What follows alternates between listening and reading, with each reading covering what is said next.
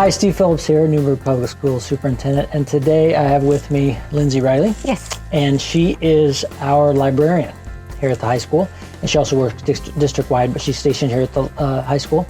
And she's been our librarian here for 4 years. Correct, yep. And before that, 20-some years in other districts, correct? Correct. All right, can you tell us a little bit about Sure, yeah, that? happy to, yes. So I'm Lindsay Riley, and I'm happy to have this chance today to bring recognition to our school library services department.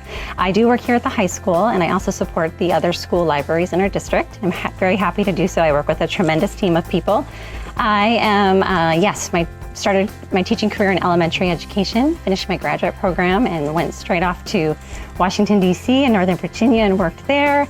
And then my career took me to other places like the state of Hawaii, where I was a teacher, and then back over here to Oregon. So I've been in Oregon, and I've worked in several different districts in my time here. And at one point in time, one of my principals said, I think you might really be a terrific candidate as a teacher librarian. And I thought about it a little bit. I didn't see it on my horizon at all. And then once I gave it some more thought, I realized this is exactly something that I'd love to do. I love what libraries offer to students. I love that libraries are a place where students can come in with so much self-agency, and they can decide what it is they want from the space or what it is they need from the space.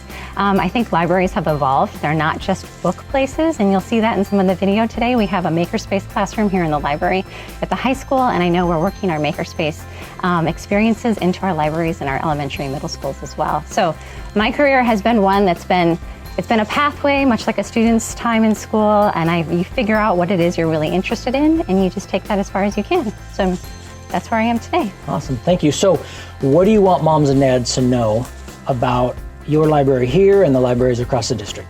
So I think what's really important to know is that in some districts, libraries are at times, they're not always open to students, and that's due to staffing issues. So I think what's really important, and I think what we've prioritized in Newberg, and what I hope we will continue to prioritize, is staffing our libraries and funding our libraries so we can continue to offer dynamic services for students. And I know we have such a dedicated team, as I mentioned before. These are people who we've worked together since before we had to close our buildings for the pandemic, and again, resuming our time together. And we have shifted and pivoted and continued to just open our libraries up to students and change it in a way so we feel like it's very responsive to what students need. As I mentioned, I work with our makerspace teacher here at the high school, Mr. Verdun, and I also work with our STEAM TOSA, Chris Hasselbein. And together Chris and I have worked to create these experiences that involve sort of a read aloud experience where it talks about sort of a maker mindset in elementary school, and then students are given opportunities to work with just time to really think about what it is they might design, to do that design thinking and engineering sort of foundational thinking too, which I love. And I know at our middle schools, Chris has worked really carefully with our library staff in each of those buildings and our principals to think about, with renovations occurring, how we can infuse more of a makerspace experience in our libraries. So, all right, Lindsay, how about a piece of advice for our moms and dads on if they're like, I wish my kid would read more? Yes. Any advice? Okay, so I think, not just one piece of advice. I think when students see people that they really look up to in their lives reading, whether it's reading digitally, but I think show and share what it is that you're reading at home. And if it's something that's just an actual book, I think if you can, if it's something you want to read aloud, I think reading, whether it's in English or it's in Spanish or if it's in your native language, I think that's so important for kids to be able to hear that and see that and really celebrate it. I call it sort of book bait. I love having books or media materials all across any place I can that I know it's just going to be student traffic or even my own children. I just love having things available that might sort of pique interest, and if students see that it's interesting to someone, they might also want to pick it up as well. And then I also feel like kids should never feel like they can't.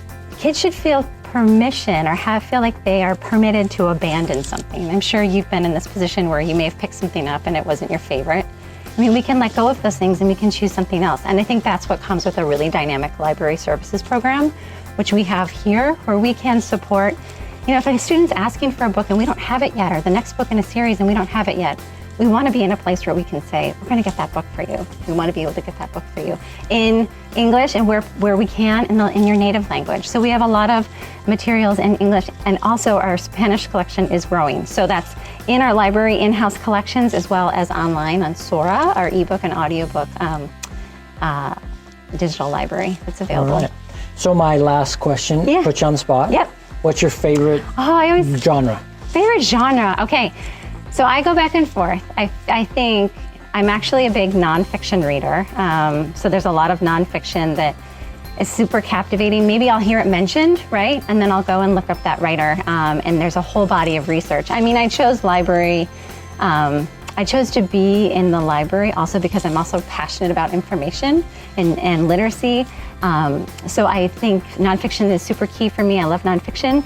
But then I also love realistic fiction. Like, I just love reading about people a day in the life. And then if I was really, really pressed and someone said, you can only choose one book, what book will you pick? It might be like a spy thriller, like espionage. Like, I can't walk away from those things. Like a Clancy kind of? Well, it's gotta be like a super, I'll be honest, I really wanna see star power with the ladies that save the day. I really want to see those boss women come through and just get it done. Yeah. All right. Yeah. All right. Well, thank you very much. Yeah, thank you for viewing. I really love knowing that you're taking the time to think about our school library programs and our services. I think as I said earlier, our school libraries are a natural extension from that are our public libraries. And so libraries are a gift. Again, you can walk into the space and maybe you just need time in the space. Maybe you don't need any materials, but just know that libraries are surrounding you wherever you go in life. So I hope you take advantage of them wherever you may be. All right. Yeah. Thank you very much. Yeah, thank you for the time. Appreciate it. Yeah.